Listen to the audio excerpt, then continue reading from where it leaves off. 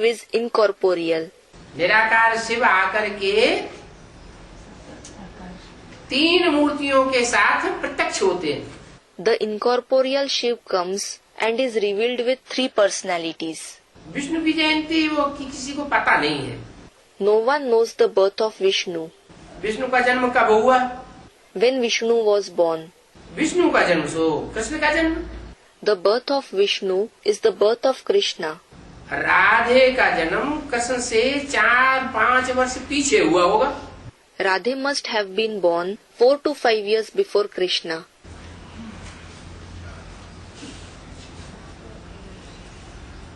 4-5 वर्ष पीछे हुआ होगा. It must have happened 4 to 5 years before. जन्म तो माँ के गर्भ से होता है. The birth certainly takes place from the mother's womb. Krishna की माँ का क्या नाम है? What is the name of Krishna's mother? कहते हैं Yashoda. Students, Yashoda. They say Yashoda. Devaki का नाम रंग हो जाता है. The name of Devaki as his mother becomes wrong. अब भक्ति मार्ग में तो जिसने जो कहा सो चला लेते हैं. Now, in the path of bhakti, they go with whoever said whatever. तो अब बच्चों को बुद्धि से काम लेना चाहिए. So now the children should use their intellect. बाकी 8वां गर्भ की कोई बात नहीं है. As for the rest, there is no question of the 8th child. ये भी एक कृष्ण की बदनामी कर दी है. They have defamed Krishna in this way as well. क्या? What? कि उनकी माँ को 8वां बच्चा पैदा हुआ. Saying that his mother gave birth to the 8th child Krishna. ये भक्ति मार्ग की सब अच्छी बातें हैं. All these are the dirty topics of the path of bhakti. इसलिए बाप कहते हैं भक्ति मार्ग दुर्गति मार्ग. For this reason, the father says, the path of bhakti is the path of degradation. फिर बात क्यों उठाई दुर्गति मार्ग? Then, why did he raise the topic if it is the path of degradation? भक्ति मार्ग की रंग बात है, उसे उठाने की क्या दरकार? What is the need to raise the topic of the path of bhakti that is wrong? 8वां गर्भ है कृष्ण का हुआ, बाकी 7 कौन हुए? If the 8th child was Krishna, who were the remaining 7? हाँ, जरूर 7 कोई और हैं ऐसे बच्चे जो उस 16 कला संपूर्ण की स्टेज को नहीं पहुंचते हैं. Students, the 7 Narayans. Yes, certainly there are other 7 children who don't reach the stage complete with 16 celestial degrees. तो बाप कहते हैं मनुष्य जो सुनाते हैं वो सत्य करते रहते हैं. So, the father says, they keep saying true to whatever human beings say. तुम्हारी बात को नहीं मानते. They don't accept your words. तुम सच्ची बात कहते हो तो मानते नहीं, और भक्ति मार्ग के गुरु झूठी बातें सुनाते हैं तो मान लेते हैं. You say true words, they don't believe them, and when the gurus of the path of bhakti narrate false topics, they believe them. लोग कहते हैं इन्होंने फिर ये ज्ञान कहाँ से लाया? People say, then where did they bring this knowledge from? अरे ये तो बाप ज्ञान का सागर है. अरे, it is the father who is the ocean of knowledge. जिसको आदि मध्य अंत का नॉलेज है. Who has the knowledge of the beginning, the middle and the end. और कोई इन बातों को जानता ही नहीं है. No one else knows these things at all. बाप को अगर जाने तो सारी रचना को भी जाने. If someone knows the father, he would know the entire creation too. रचयिता और रचना की बायोग्राफी को जाने. He would know the biography of the creator and the creation. बाप है बेहद का मालिक. The father is the unlimited master. बाकी सभी भाई भाई हैं. All the rest are brothers. उनमें भी. Even among them. किनमें? Among whom? जो भाई भाई हैं उनमें भी जो सन्यासी हैं वो ऊंचे कहे जाते हैं. Even among those who are brothers, the sannyasis are called high. क्यों? Why? उनको क्यों माथा टेकते हैं? Why do they, that is people, bow their head before them? क्योंकि पवित्र रहते हैं। It is because they remain pure. पंडित आदि शास्त्र बहुत पढ़ते हैं, The scholars and so on read a lot of scriptures. परंतु वो पंडित लोग भी नहीं जानते हैं कि बाप कौन है। But even those scholars don't know who the father is. बाप खुद ही आकर के बताते हैं कि मैं ऐसे ऐसे जन्म लेता हूँ। The father himself comes and says, I am born in this way. तुम बच्चे भी ये जान गए हो ब्रह्मा का जन्म कैसे होता है। You children have also come to know how Brahma is born. कैसे होता है? How is he born? है? सूर्यनाभि से जन्म होता है। A student is saying from Vishnu's navel. Is he born from the navel of Vishnu? कौन है विष्णु, कौन है नाभि? Who is Vishnu and who is the navel? यज्ञ के आदि में विष्णु कौन है? Students are saying at the beginning of the yajna. Who is Vishnu at the beginning of the yajna? ओम राधे विष्णु ब्रह्मा के बाद ओम राधे होती है। Student Om Radhe. Om Radhe is Vishnu. Om Radhe is after Brahma. Students Radha Bachchi, meaning daughter Radha. हाँ, यज्ञ के आदि में जो युगल जोड़ा था वही उनके संस्कार आपस में मिले हुए थे। Yes, the couple that was at the beginning of the yajna, they themselves are students Vishnu. Their sanskars matched with each other. तो इसलिए वो विष्णु स्वरूप थे। That is why they were the form of Vishnu. आदि में भी थे और अंतिम जन्म में भी विष्णु स्वरूप। They were Vishnu at the beginning of the cycle as well as they are the form of Vishnu in the last birth. और उनसे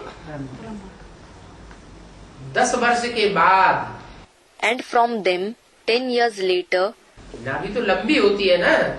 the navel is certainly long, isn't it? भक्ति मार्ग में जो विष्णु की नाभि से ब्रह्मा दिखाते हैं तो नाभि की लंबाई दिखाते हैं ना। In the path of bhakti, when they show Brahma emerging from Vishnu's navel, they show the length of the navel, don't they?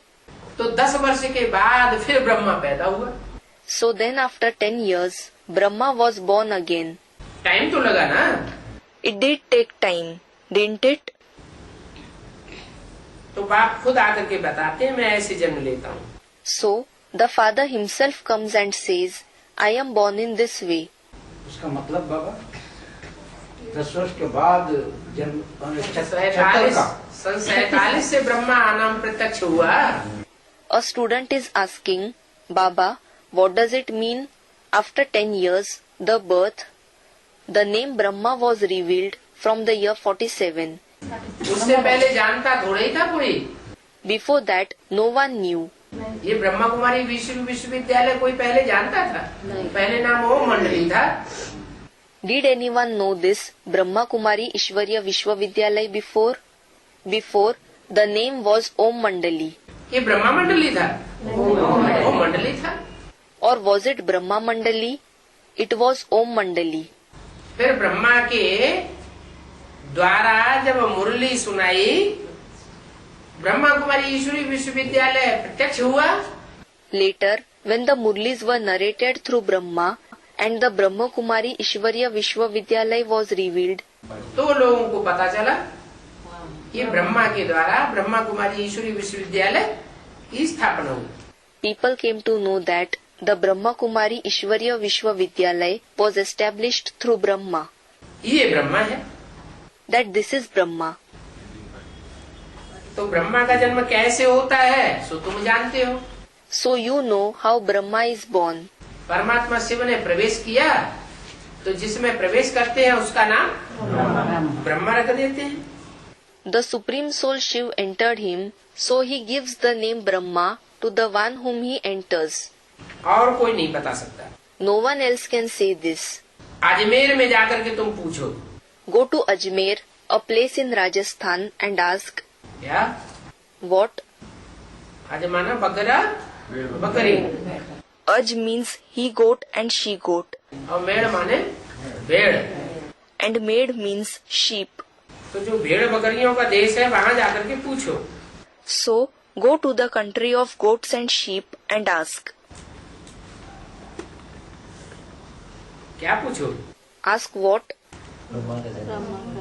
है ब्रह्मा को जन्म देने वाला कौन है? Students, how Brahma is born? Who gives birth to Brahma? कौन है जन्म देने वाला? Who gives him birth? Brahma साकार है निराकार है? Is Brahma corporeal or incorporeal? Brahma साकार है। Brahma is corporeal. तो साकार को जन्म देने वाला साकार होगा या निराकार होगा? So will the one who gives birth to the corporeal one be corporeal or incorporeal? साकार होगा। Students, corporeal. He will be corporeal. तो ब्रह्मा को जन्म देने वाला जन्मदाता कौन? So who is the father who gives birth to Brahma? Shiv बाबा। कब? A student, Shiv Baba. Shiv Baba, when? है? A student is saying, in the beginning of the yajna. हाँ, उनको जो साक्षात्कार हुए उन साक्षात्कारों को वो खुद तो नहीं समझ सके। Yes, he himself couldn't understand the visions he had. उनका गुरु भी नहीं बता सका। Even his guru was unable to tell him about its meaning. विद्वान पंडित आचार्य वाराणसी के भी नहीं बता सके। The scholars, pandits, teachers of Varanasi couldn't tell him about it either. तो किसने उनकी बुद्धि में बैठाया? So who made it sit in his intellect? उनकी बुद्धि में वो ज्ञान का बीज किसने बैठाया? Who fitted the seed of knowledge in his intellect? Students, Prajapita, the partner. जिसके द्वारा ये ज्ञान का बीज बैठा वो ही उनका बाप हुआ। The one through whom this seed of knowledge was fitted in his intellect, he himself is his father. पूछते भी है ब्रह्मा का बाप कौन? He also asks, who is the father of Brahma? तो अजमेर में जाकर के पूछो। So go to Ajmer and ask this. क्या उन भेड़ बकरियों के देश वालों से जाकर के पूछो ब्रह्मा का जन्म कब हुआ? What? Go and ask those people in the country of goats and sheep. When was Brahma born? कैसे हुआ? ब्रह्मा का बाप कौन है? How did it take place? Who is Brahma's father? तो कहीं बिंदी बाबा। They will say Baba, the point. अब ब्रह्मा साकार हो निराकार। Now Brahma is corporeal, that one is incorporeal. निराकार से साकार कैसे जन्म लेगा? How will a corporeal one be born from the incorporeal one? तो वो सिर्फ कह देंगे त्रिमूर्ति Brahma. Then they will just say Trimurti Brahma. क्या? What? ब्रह्मा की ही तीन मूर्तियां हैं। All the three personalities are of Brahma himself. Brahma वही विष्णु बनता है, वही शंकर। बस Brahma himself becomes Vishnu and he himself becomes Shankar. That's it. कहेंगे ईश्वर की रचना है। They will say he, that is Brahma, is the creation of God. परंतु रचना कैसे होती है वो भी तो जानना चाहिए। But we should also know how he is created. Shankar का तो काम ही नहीं है। There is no work of Shankar at all. बाकी ब्रह्मा का जन्म सिद्ध अधिकार है। As for the rest, Prajapita Brahma has a birthright. निराकार बाप कहते हैं The incorporeal father says, मैं इनमें प्रवेश कर इनका नाम ब्रह्मा रखता हूँ। I enter these ones and name them Brahma. इनमें फिर बहुवचन क्यों कर दिया? These ones, why did he make it plural? Students are saying Ram and Krishna. जरूर दो आत्माएं हैं जिनमें प्रवेश करते हैं और फिर उनका नाम ब्रह्मा रखते हैं। Certainly, there are two souls whom he enters and then he names them Brahma. एक है ब्रह्मा, एक है Prajapita Brahma. One is Brahma and the other one is Prajapita Brahma. ब्राह्मण ऊंची ते ऊंची चोटी